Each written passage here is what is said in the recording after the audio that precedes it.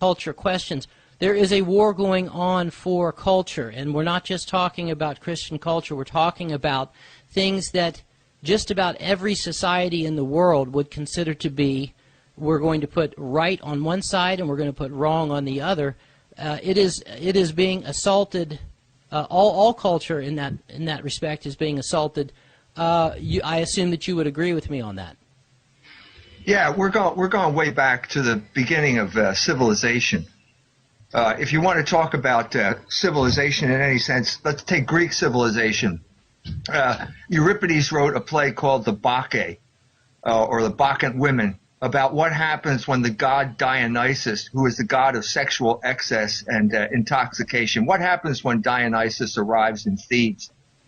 Well, what happens is the women leave their looms and they go and they dance naked on the mountainside. Mm-hmm. And Pentheus, who's the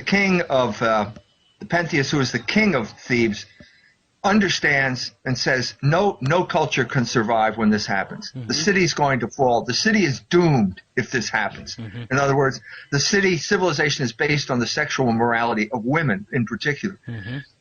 So Pentheus decides, I'm going to put an end to this. I'm going to capture Dionysus.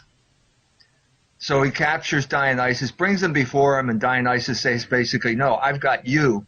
And the king says, what do you mean you've got me? I've got you. And he says, no. He says, would you like to see the women dance naked on the mountainside? And Pentheus says, well, yeah. As a matter of fact, I would.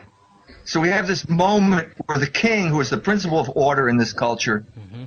is subverted by his own weakness, his own sexual weakness. And we all have this sexual weakness, and there are subverters out there. And so what happens is that Dionysus makes him put on a dress, so he loses all authority. He walks through town wearing a dress. He goes out, and when he gets to the mountainside where the women are dancing, Dionysus says, climb a tree, you'll see better. So he climbs a tree. The women see him. They go and tear him limb from limb, drag him down, tear him apart. And then they have this powerful end to this play, mm-hmm. which is the beginning of civilization, our civilization.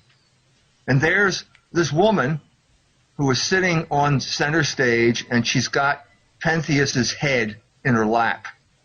Turns out that this is his mother, who is going crazy with this Dionysian frenzy. And then her father comes in, and he says to Agave, the woman, what do you see? And Agave says, it's a trophy. It's a lion's head. And then he says, no, look again. What do you see? And at this moment, you can see the intoxication wearing off, this Dionysian intoxication wearing off. And she looks down and she utters this line. She says, I see horror. I see suffering. I see grief.